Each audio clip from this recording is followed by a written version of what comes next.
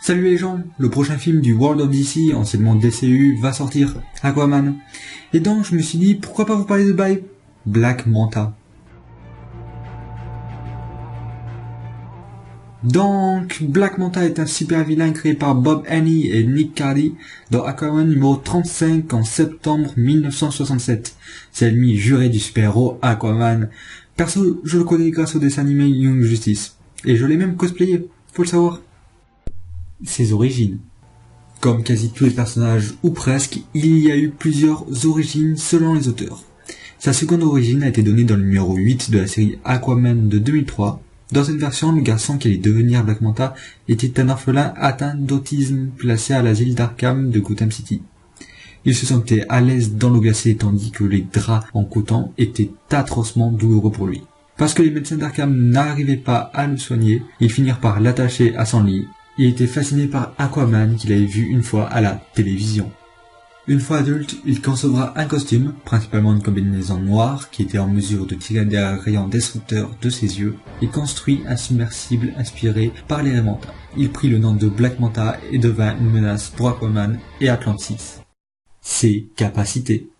Le costume de Black Manta est spécialement conçu pour s'adapter à un environnement océanique.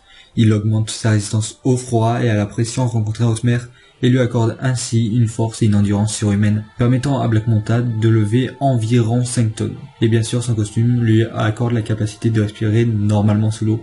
Mais pas que. Son costume possède des bottes à réaction qui fonctionnent dans et hors de l'eau, un télépathe scrambler, utilisé pour brouiller temporairement la télépathie d'Aquaman, et un grand arsenal d'armes, dont lames, gantelets électriques, mini-torpilles et rayons d'énergie émis par les lentilles de contact de son casque. Jusqu'à présent, on ne sait pas comment cette dernière arme est alimentée ou combien de temps elle peut fonctionner avant de devoir être rechargée, ou même si celle-ci doit être rechargée.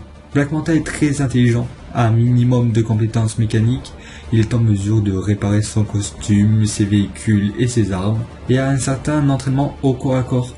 Pour la plupart de ses actions malveillantes, Black Manta se repose généralement sur sa technologie et la planification stratégique plutôt que sur sa force physique.